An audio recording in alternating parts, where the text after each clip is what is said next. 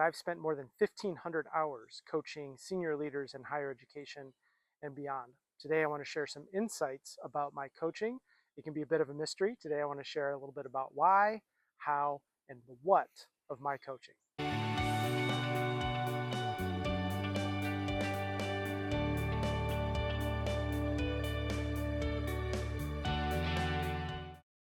Coaching can be transformative. It has been for me. Getting my coaching certification not only changed how I coach, it changed how I lead workshops, how I host podcasts, how I parent my kids, how I talk with strangers on the soccer field. A friend recently was telling me about a very difficult colleague they're working with and saying, Keith, you're a coach, you should fix them. And I said, I don't really fix people as a coach. And he said, well, what is it that you do? But I think that's a fair question. And so today I want to explain a little bit about what happens when I'm coaching, a little bit about the why, the how, and the what. About 10 years ago, I got my coach training from the Coactive Training Institute, or CTI. It's the largest coach training school in the world. I initially did it just as a hurdle to get through to get the certification. Turned out it was amazing. It was great. I learned so much, met so many great people, and it was really, really valuable to me. I went on then to get my certification from ICF, the International Coaching Federation, the coaching accreditation body that happens throughout the world. I got my professional coaching certification through them. Since then, I've gone to do other trainings. I've completed trainings on conscious leadership and transforming teams through the Conscious Leadership Group. And I'm right now in the midst of finishing up a training around IFS and parts work for coaches led by Dick Schwartz, who's the founder of Parts Work, and many other, about a dozen other really great trainers about the neuroscience of parts, somatics of parts work, and all of that. And I spent more than 1,500 hours coaching higher ed leaders, senior higher ed leaders, and other leaders beyond. Many of my clients come to me because they want help getting out of their own way. They are facing many real problems and challenges with other people and the circumstances of their life, and those are real, but they're also aware that they are the biggest obstacle to their own success. Another thing we often talk about in coaching with my clients is how to be the eye at the center of the storm. If you're waiting for the world or the circumstances around you to get organized to bring you calm, peace, and joy, you're going to be in real trouble. However, what I'm working with my coaching clients to do is to get so grounded and centered in their own calm, their own peace, their own joy, so that they can be that calm eye at the center of the hurricane as they navigate all the complexity swirling around them in the storm. My clients also come to me because they want to invest in themselves. Many of them are so busy in meetings, serving others, serving institutions, serving their teams, serving their families, that this is a time for them to focus on themselves. It's also a time for them to think. If you did nothing other than just set aside an hour every 2 weeks to just think about your life, about what's going on, about your challenges, about your strategies, about where you're headed, is this the right track, and how you're going to get there, even if you didn't talk to a coach, it would be really powerful just to give yourself the luxury of that time. Now imagine you give yourself that time and you get a partner, a coach, who has no other agenda than to help you grow into the life of your dreams.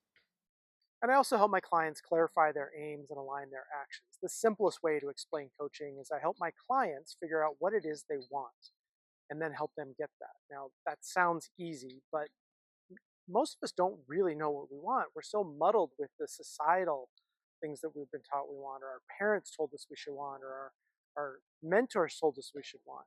To really figure out, separate from those shoulds, what we really want can be really challenging. And when you get really clear, not what you should want or you're supposed to want or what you used to want, but when you get really clear about what you want, then strategy of going after it is much easier. I want to talk a little bit about how I coach. And how I coach is pretty unique. I do all my coaching over the phone. I don't do it in person and I don't do it over Zoom. I do it all by phone and I do it on a 3-mile lap through my neighborhood. It's called looping. It's the same route every time. I do this coaching through walking because the activity, the exercise, the movement helps fire my brain, helps me be connected in a bilateral way between left and right, helps me be more present and there and focused on my coaching clients. Also just the changing scenery of the morning session and the afternoon session, or the fall session and the winter session, or we were having these conversations in spring when the weather looked like this and now the trees look like this. All of that constant change of the route, of the movement, everything helps me stay present and alive with my clients. About half of my clients walk with me around the campus that they're leading. They take their dog for a walk. They walk in the woods behind their home. And about half of them prefer not to walk. They prefer to sit in a chair with their favorite journal and take notes along the way as we go. I do my coaching primarily through packages of 12 sessions. The first 4 sessions are usually week to week to week in the first 4 weeks because we're really focused on the cornerstones in those first 4 sessions. After that, I really let the clients decide what's the right rhythm and pacing that works for them. Just about all of them choose every other week from there. So the coaching package of 12 sessions ends up being a little less than 6 months. What we focus on in coaching is really client directed. However, at the beginning of the process, I'm pretty directive. One of the things that I start all of my coaching sessions with is celebrations. We just do 5 back and forth. We popcorn them back and forth. You might share one, I share one, you share one, I share one. We go back and forth. Sometimes this takes 3 minutes. Sometimes it takes the entire coaching session. This is really on purpose. It's not just to check in, although it is a way for us to check in, learn a little bit about each other. It's also a way for us to name things we might be bringing into the coaching session from our last call, our last meeting, our last worry. But it also floods our brain with serotonin, which helps us be more effective for the whole conversation. It helps us be more solution focused, helps us be more innovative and creative, and helps us be more open to diversity and differing perspectives. So starting with celebrations literally puts us in a better mindset for the whole coaching conversation.